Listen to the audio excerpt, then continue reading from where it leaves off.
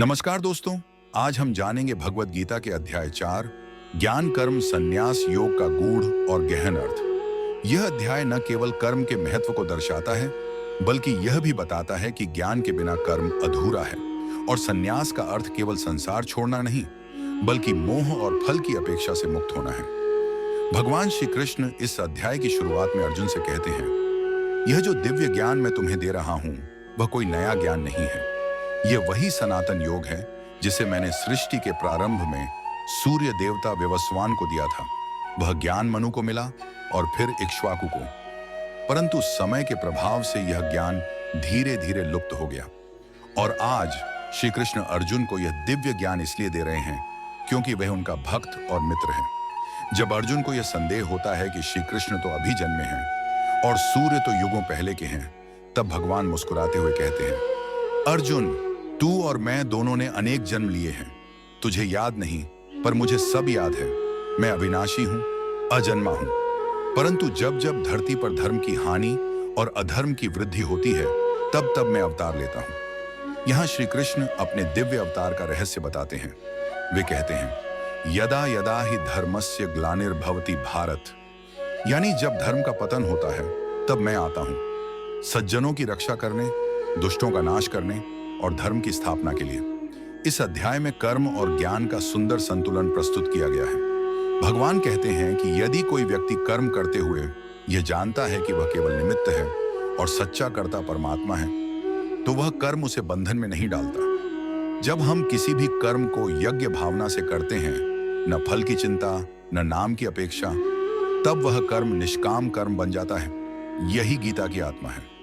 भगवान अर्जुन से यह भी कहते हैं कि ज्ञान सभी पापों को नष्ट कर सकता है, जैसे अग्नि लकड़ियों को भस्म कर देती है। ज्ञान से युक्त व्यक्ति किसी में भेद नहीं करता, न ऊंच नीच न जात पात। वह ब्राह्मण, चांडाल, गाय, कुत्ता और हाथी, सभी में ईश्वर को समान रूप से देखता है। यही होती है समदर्शिता और यही है सच्चा आत्मज्ञान। श्री कृष्ण अर्जुन से कहते हैं, अगर तुम इस जीवन से मुक्त होना चाहते हो, तो संदेह को छोड़ो, मोह को त्यागो और गुरु के चरणों में जाकर ज्ञान प्राप्त करो। गुरु से विनम्रता पूर्वक प्रश्न करो, सेवा करो, और जब श्रद्धा से ज्ञान प्राप्त करोगे, तब यह अंधकार छूट जाएगा। अंत में श्री कृष्ण अर्जुन से कहते हैं, हे भारत, अपने हृदय में जन्मे संदेह को ज्ञान की तलवार से काट डालो और कर्म के मार्ग पर चलो। युद्ध करो, क्योंकि यह तुम्हारा धर्म है। तो मित्रों, भगवत गीता के चौथे अध्याय से हमें जीवन के लिए कई गहरी और प्रेरक शिक्षाएं मिलती हैं। सबसे पहले श्री कृष्ण हमें यह बताते हैं कि जब जब धरती पर अधर्म बढ़ता है और धर्म का पतन होता है, तब ईश्वर स्वयं अवतरित होते हैं। यह सिखाता है कि परमात्मा सदा धर्म की रक्षा के लिए हमारे साथ है। दूसरी महत्वपूर्ण शिक्षा यह है कि हमें अपने कर्म जरूर करने चाहिए, लेकिन फल की चिंता किए बिना, क्योंकि निष्काम भाव से किया गया कर्म ही आत्मा को बंधन से मुक्त करता है। श्री कृष्ण ज्ञान को सबसे श्रेष्ठ यज्ञ बताते हैं, जो सभी पापों को भस्म कर देता है और जीवन में अंधकार को समाप्त करता है। इस अध्याय में गुरु का महत्व भी गहराई से बताया गया है। सच्चा ज्ञान केवल पुस्तकों से नहीं, बल्कि गुरु की कृपा, सेवा और श्रद्धा से प्राप्त होता है। ज्ञानी व्यक्ति हर जीव में एक ही परमात्मा को देखता है, चाहे वह ब्राह्मण हो या चांडाल, गाय हो या कुत्ता। यह समदृष्टि ही आत्मज्ञान की पहचान है। श्री कृष्ण यह भी कहते हैं कि हमारे भीतर जो संदेह और भ्रम है, उन्हें केवल ज्ञान की तलवार से ही काटा जा सकता है। और जब संदेह समाप्त होता है, तभी सच्चा कर्मयोग शुरू होता है। अंततः यह अध्याय हमें यह सिखाता है कि केवल कर्म या केवल संन्यास से मुक्ति नहीं मिलती, बल्कि जब कर्म ज्ञान और भक्ति से युक्त होता है, तभी मोक्ष संभव है। यही संतुलन निष्काम कर्म, आत्मज्ञान और ईश्वर के प्रति समर्पण जीवन को सफल और मुक्त बनाता है। भगवत गीता अध्याय 4 ज्ञान कर्म संन्यास योग की शिक्षाओं को समझाने के लिए एक सुंदर और सरल प्रेरक कथा यहाँ दी जा रही है। राजा जनक और कर्मयोग बहुत समय पहले की बात है। मिथिला के राजा जनक एक महान ज्ञानी और कर्मयोगी माने जाते थे। वे न केवल एक आदर्श शासक थे, बल्कि अपने राज्य के सभी कार्यों में संलग्न रहते हुए भी आत्मज्ञान में स्थित रहते थे।